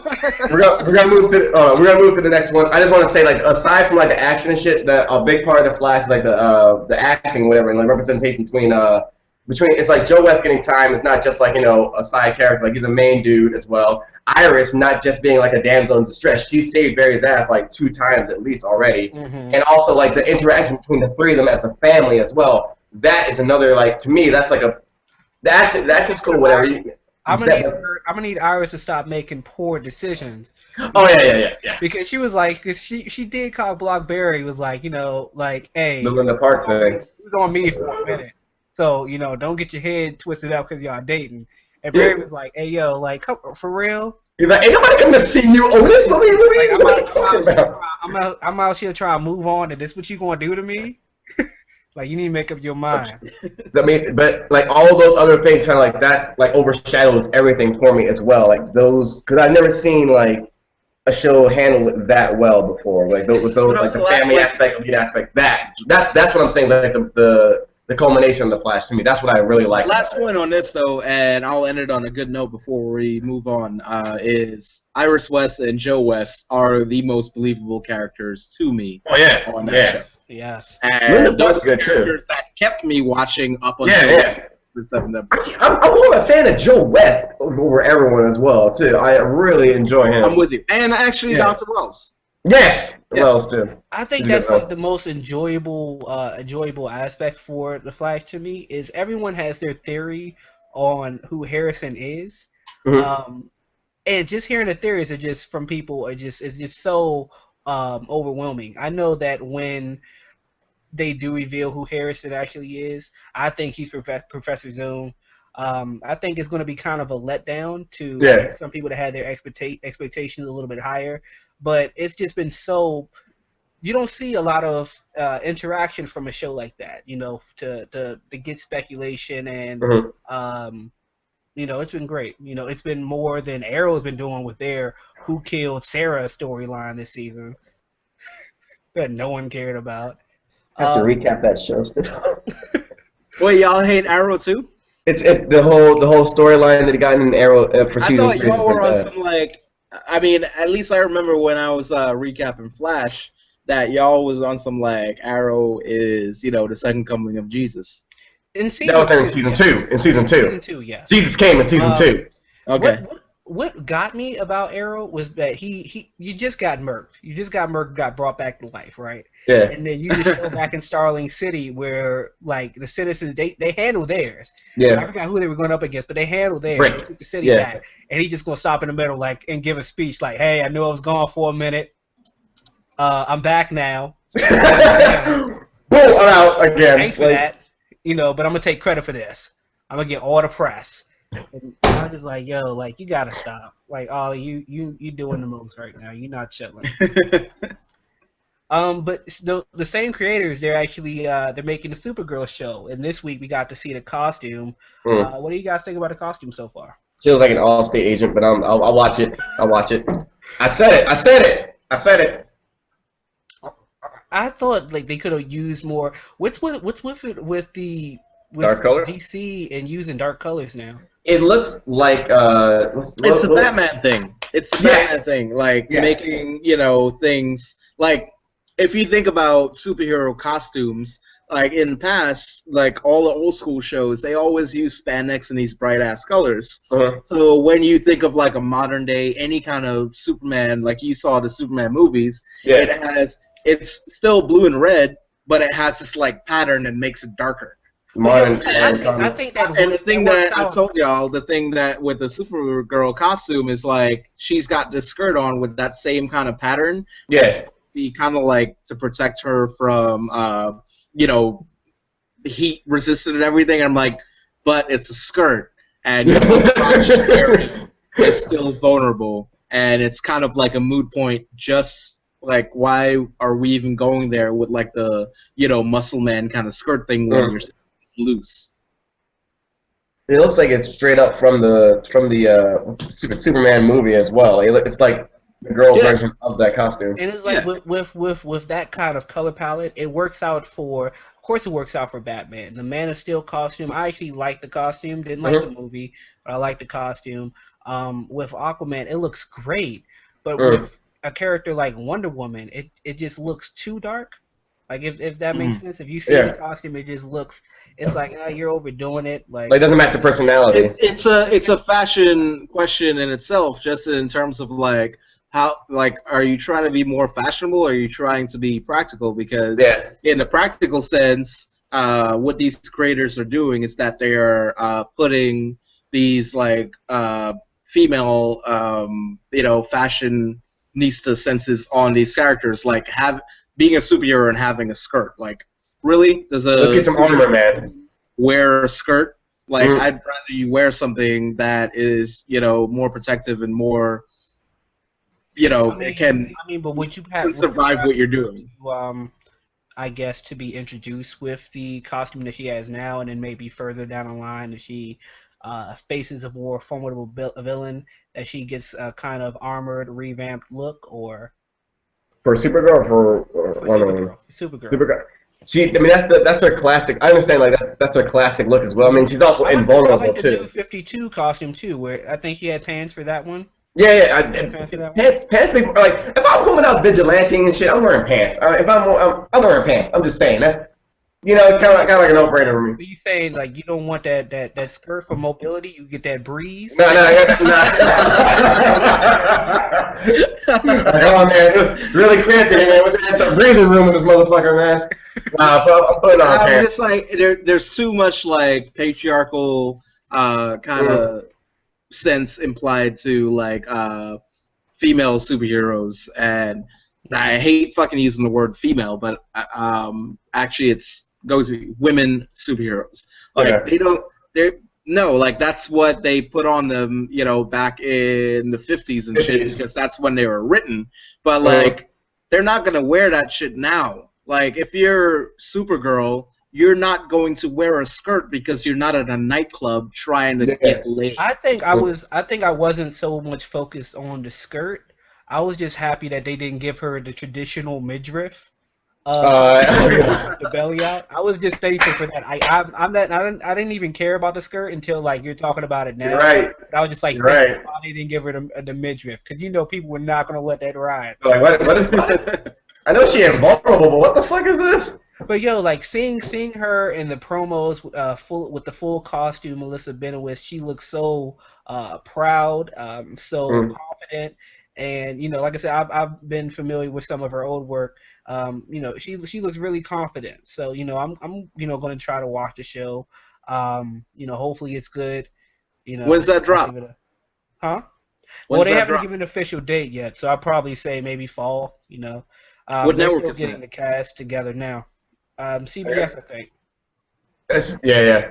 CBS. Isn't that CW? Yes. No, it's not on CW. It's the same creator from Flash and Arrow, but they didn't get it tied down to the CW for some reason. Okay. So I mean, hopefully it's good. Oh, because Flash started using that budget. That's why.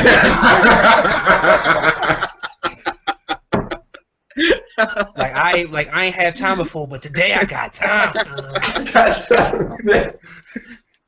I got time to use that budget now. This is CBS. You're about to rock all the stations. And I hope you guys understand what I'm saying in terms of like all the male superhero characters that we're seeing being modernized now with their like new flashy suits and special material and shit. All of it is for a specific purpose and it's explained. Yeah. Whereas for female characters who come out in these modernized shows and movies, none of it explained. It's just like, oh, you're gonna wear a skirt because you're a woman superhero, and you're gonna wear these kind of things that are cute so that you appeal to our male audience. That's always been a big thing. That's kind of whack when you consider all this chick is concerned about is like putting a supervillain on fence. They've handled that because when it was a big thing back then, was it a year ago, 2 years ago, where they gave Wonder Woman like a whole another costume design as well because they gave her pants because like it makes fucking sense. Yeah, and then I think they changed it back, but they also put her in armor a couple times as well. They should just keep her in a fucking armor because she's an Amazon. But yeah, it's the same thing as like when in a video game where like you got your male warrior all decked out in armor and shit, and then you're like but the female character has like just like the bikini, the fucking the open like your drift show. Like I can stand you right here and here. That's a very poor choice. I understand this is super girl. Like, I understand that girl says she's still kind of young. I guess trying to hop on trends to be normal and things like that. But if she faces like a formidable villain, we gotta start like a change.org to get her. I'm gonna take your cape. I'm gonna slam you down by the cape. I'm not playing fair. It's funny, like Anissa, one of our newest writers, she also wrote an article. She wrote it about gaming and why she wrote this article about why she always played as males in video games, and it's mostly because like in her article she explains that you see the female characters, they're armored up, but they're armored up so they could show like boobage and they could show like midriff and their legs are out.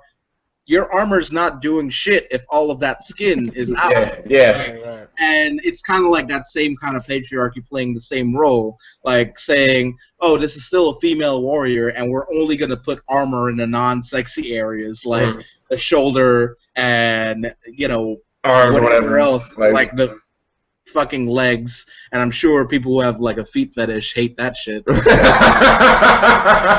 it's kind of whack that you still think about that. But when we're introducing women who are superheroes, why can't we apply the same ideal that what's his name, the cat that like made the in the show, who made the suit for the Flash? Ramon Caesar. Yeah, why can't there be a Ramon that's saying like, oh, you need to wear this full body shape because you will just burn up and die? Why is it not the same principle for a woman? Others as well. Yeah, I mean, I guess that's something to think about, really. There is really something to think about. Did you guys have any more on the Supergirl costume? No, that's about it, man. Go see it in action. I think I've discussed enough displeasure with it. Glass ceiling. Okay, so I guess I'm going to close up talking about the Nintendo Partnership Program. So basically, if you're gaming is what's big right now. If you want to say that again, Tosh, what was it? A Nintendo what? The Nintendo partnership. You said something before it. Nintendo something partnership. Here, hold on. It's a video playing now. But no, I was saying about the Nintendo partnership. What's going on? You know, a lot of people are gravitating to YouTube in order to you know, make gaming channels and things like that. If you use if you do like a Nintendo Let's Play or something like that, it's more likely that you'll get a copyright strike. You get 3 strikes and you're out basically. So you know, they'll send something to your house or whatever like that. So Nintendo, they made their partnership program basically saying that you know, you can make your YouTube videos monetize profit from it, but any other type of, say if you want to do Nintendo and then the next day you want to do Sony or Microsoft, you're not going to get any money for that one if you're on the Nintendo plan. So you're basically losing money or not gaining any money for the rest of your videos if you're going to be under this Nintendo partnership. So it's crazy right now. So a lot of people are, you know, kind of rebelling from that and I guess going somewhere else with their Nintendo content. But it really sad. It really saddens me how Nintendo has really become pressed for money. Especially with the amazing year they just had. They also are releasing a new 3DS. It's a big size 3DS, but it's coming with no charger. We're gonna give you the cell phone, and we're gonna buy this charger separately. Yo, that sounds like some Apple marketing shit where the charger breaks in like the first week, and then you gotta pay $100 for another charger.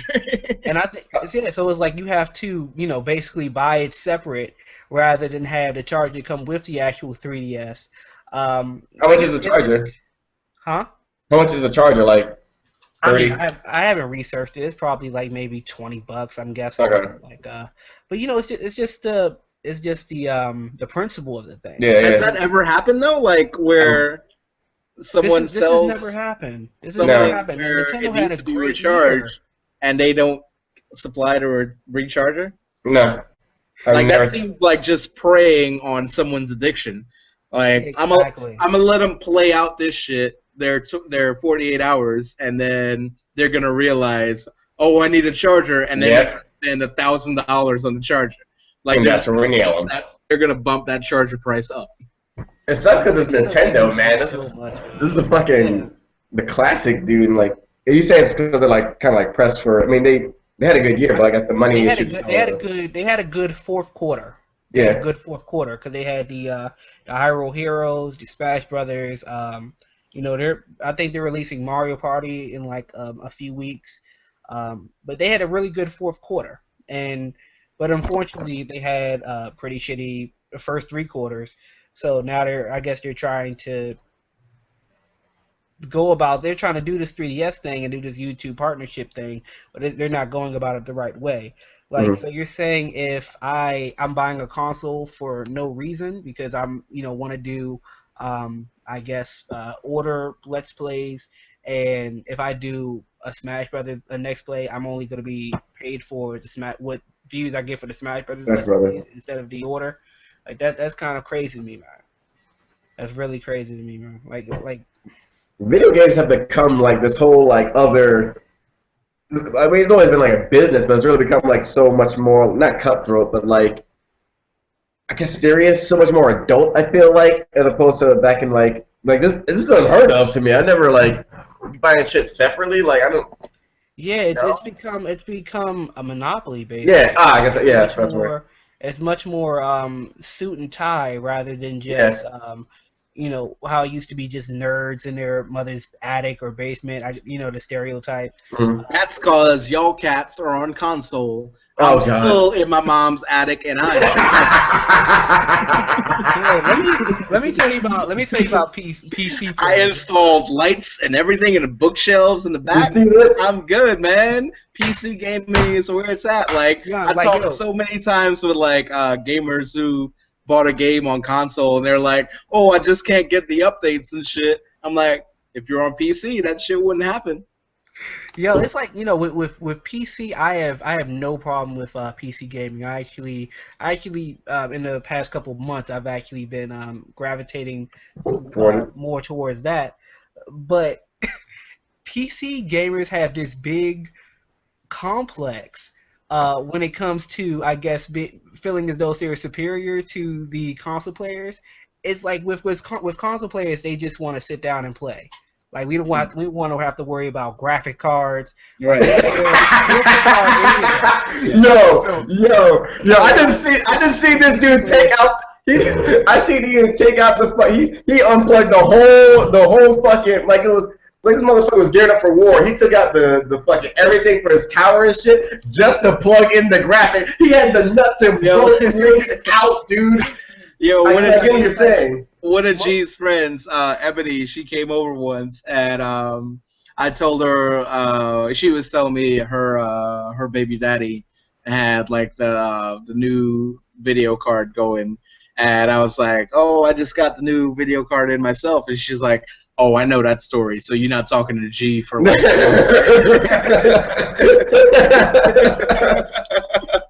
That shit, and that's the thing. Like, the difference is like, I think at least the difference between those kind of gamers is that PC gamers like more control over how their gaming experience. Yeah, because I know you guys can change the settings and make your own game. Yeah, you can change sensitivity up to like there's mouses that come out with like 80,000 DPI now, whereas with the controller you only have so much control, and that's why I never get like gaming conventions for consoles where it's like actual competitions, because it's only like one sensitivity, so you got to get some cat that is like Bruce Lee who will just be like water and adapt to that shit, and I just don't get that. I do understand that. It's I don't know. It's just like if you're into gaming, like you're into gaming. Like I don't care what console that you use. Even if you say like I play Wii U, like I wouldn't even like kind of fault you for that one. That's what Smash came out on, man. That had to happen. Yeah, but it's just like one of those like I'm not gonna look down on you. If I'm using PC and you're like, oh yeah, I'm gonna look down on you because your graphics aren't as good as mine. Spoiler alert, like no one really cares about graphics. Like, the average person, they can't tell the difference between 720 and 1080, like, or 60 frames per second between 30 frames. They can't tell the difference between that. So it's kind of like that's a travesty of modern civilization to me. Yeah. Like coming from like hard ass like high end FPS gaming where it was like 300 frames a second, and like going down to like the console, which is what's like the stock, isn't it 30 like a movie? Mm-hmm. Yeah, it's like 30, right? I can't imagine being like having any kind of competitiveness at 30 frames per second, because there is like it's kind of like you're catering to everyone who was just induced in this coma. Like there's no reaction time to differentiate skill at all. But I think it's one of those things. Everyone says that they care about graphics. No, you don't. Like, it's like in reality, no, you don't. Like, you just want to feel like you want the best product. But that's the thing, Taj. Like, it's not about graphics, because all of the competitive PC gamers at all of the tournaments, they actually lower their resolutions to the most pixelated resolution to get the highest frames per second because of the response time. Right. And I feel as if, like in what you were saying, a console gamer just wants to get down and play the game and not worry about that. The PC gamer is more worried about enjoyability of the game and how they can differentiate themselves from the other players that they're playing on an even playing field. And I do agree with that. I'm just trying to get the green mustard. I don't front, like throughout my college career, I I played Halo and infuriated my roommates by always using a rocket launcher. Like, they got so pissed off of that. But I'm just like, I can't aim on this. You give me a mouse, if I can plug a mouse into this console, I will rip all of you with the aim on this. Why don't they have like that cross platform or whatever is it called? Where you can well, with Street Fighter V coming out, it's going to be PS4, PC crossplay on that. You can do that? That's kind of incredible. Yeah, and they're doing. I mean, with the 3DS, you can hook the 3DS to the Wii U to play Smash Brothers. Of course, no one rarely does it, but the fact that you can do it, you can do it with the Vita too. But that's rare too, Taj. Like, I remember one like Christmas break.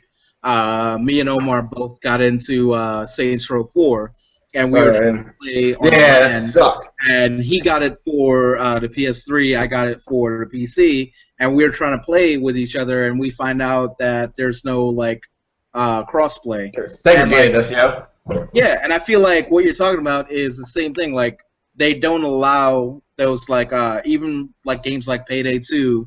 If you get it for the console, you can't play with anyone on a PC, and so console people it's kind of like apartheid in some way. It's like you keep these cats in their environment and in their same role of like playing at 30, 60 frames per second, and then the PC cats stay with this, and then you start handing out privileges, which to me, as a PC cat, are like DLCs that the consoles can't get, and you separate these gamers. So it's not that gamers are different, it's like the gaming industry is saying these are what we're catering to for each different environment. And it's kind of whack. Is it more easier to make content for the PC? Is it easier? Would you say? It's from what I've learned, it's the same amount of work, but to push content out to consoles is much more difficult because they have stringent, like Will was telling me, the reason that he stopped playing Payday 2 is because when you push an update out on the Xbox, it has a file size limit. Oh. And if you want to go over that limit, you have to pay hundreds of thousands of dollars. And, for an independent publisher like Overkill, who makes Payday 2, they're not going to pay that. They're just going to be like, well, the consoles just get this, and the PC gamers get this because it's more open. So in a way, it's kind of like open source versus, Microsoft. Mm-hmm.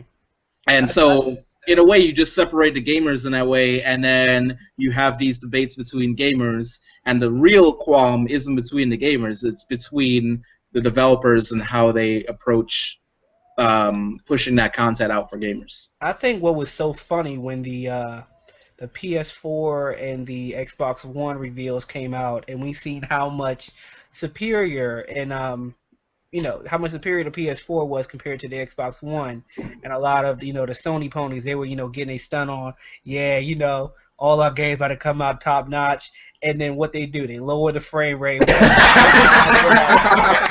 they do? Y'all gonna be equal, like. Yo, and this is also the thing, like, this is also the difference in between PC gamer and console gamer. I remember, I think it was like Halo, it was probably Halo 2 or Halo 3 that came out. Me and my college roommate played like straight up like 10 hours through that. And in the last mission, he got a red circle of death. Oh. If I was a PC gamer and I was the one who like got my friend playing that, that would be a no-no. Like, that would completely undermine my entire existence. I mean, I'm on my second PS4 right now. Like, I'm on my second. Oh, really? Yeah. Nah, that can't happen, man. Like, the first one I bought it in I would say May, and what happened was I set it up. I didn't really touched it until about October, and I tried to turn it on, like, just to watch Netflix or something like that, and it wouldn't come on. Did they replace it for you? Or did you have to buy another one entirely? I hit Sony up, and I was under warranty, and I sent it out to them. And my room is spotless, basically. It's pretty much straightened up or whatever. So when I sent it to them, they was like, you know what? We found a bug. We're not touching it. And they sent it back. Like, sent it back broken. They sent it back broken. What? So I'm like, yo, what are you like? Is this serious? Are you serious right now? So they're just like, yeah, we're not touching it. We're not gonna fix it or anything like that. We don't care if you're under warranty. It's void now. Blah blah blah. And if you want another one, you gotta buy another one. Yo. Like, it's crazy. Let that shit happen to me. I would be out of a job. You have to be like, man, murdered everything related to Sony today in the news. I'm serious. I have to have control over every aspect of my gaming to feel comfortable. And this is for me coming from competitive gaming, because like I ran clans and went to tourneys and everything, and that shit matters so much. Like I can't imagine, relying. It's kind of like consoles to me is the equivalent of e-machines in the PC world, where you can't change anything. It's just stock. You can't upgrade shit. Right. It's just what you're given. What's an e-machine? It's just a computer that you can't upgrade the hard drive. You can't upgrade RAM. It's just stock. Like it's just a set box that you can't upgrade. You go into Walmart, you're gonna find some machines. Yeah. Walmart, and they'll try to push it to you too. Like, this top of the line. They come. But meanwhile, like my machine, like I built this gaming rig like 10 years ago, and I've continually upgraded it, and it's been like it'll last me for like 20 years because I keep upgrading it, and I don't have to spend $10,000 upgrading it. I don't have to spend. The great thing about it is because it's a good thing, because a lot of the console players, their excuses are, we don't have the money to upgrade the PC. If you have the money to get a console, you have the money to get a PC. Yeah, kind of. And so you can go ahead and customize it. Not true. Like I don't think it's true. Like I think in terms of like getting a console, it's I don't have the money right now. Whereas if you have a PC and you're a PC enthusiast like myself, you can build a PC that's mid to low end and keep upgrading it on some like, okay, I got a big payday this week, I can get some new RAM. I got a big payday this week, I can get a new video card. Whereas with a console, you have to. I never spend like $500 at a time on my gaming rig. Which is what it would cost. Little by little, as opposed to like console. Yeah. Like if my frame rate is low on a new game, I can focus on the exact thing, whether it's that I don't have a solid state drive or it's my graphics card, and I can upgrade that within a matter of a month, and I don't have to worry about getting a brand new console that drops at like $800 or something. Got it. Good. This is my job if I can go through with video games and shit, man. Jesus Christ, I was taking the comic books. Fuck. Shit, man. I mean, yeah, this has really been an informative show. More so. This guy got back looking at the Shivas and shit now. All I need you to hear you say, Taj, is that I've convinced you to become a PC gamer. Sitting there looking at his options. I've said I've dabbled into it. I've just had I haven't had time to build my own one yet, but I've played on it enough where it's convinced me like it's better, but I'm not gonna look down on anyone else if they said they want to stick with consoles or anything like that. Oh, I don't at all. I try to game on console every chance I get. I just know when I do that, I am not going to be serious about it. Like if you're gaming with me on a PC, I am going for your throat. It's recreation. It's recreation if it's not on a PC. If we're on a console, like I got a glass of whiskey, like just chilling, petting my dog and everything. I'm just like, oh, this is just hanging out. This is just like a good time. I get it. It's not your world. Yeah. But if you want to talk about that, I would love to to talk to you about that and that's not bad. show you the world. It said show me the world. Getting weird now. All right, let's cut this. Just got uncomfortable. Show you a whole new. Just look at my monitor, B. It's a whole new world. like clicking the mouse and shit. Flying on a mouse and shit.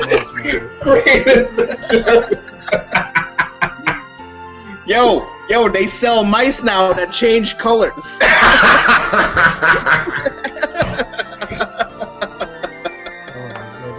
Yeah, why he got the crip mouse? I got like the blood mouse already. The crip and the blood mouse. Not too much. Let's just go ahead and sign off. Let's end there before we get shot. This has been another episode of the Outsiders Podcast. We hope you learned something, but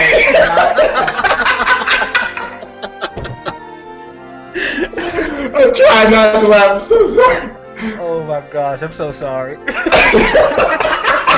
so sorry, America.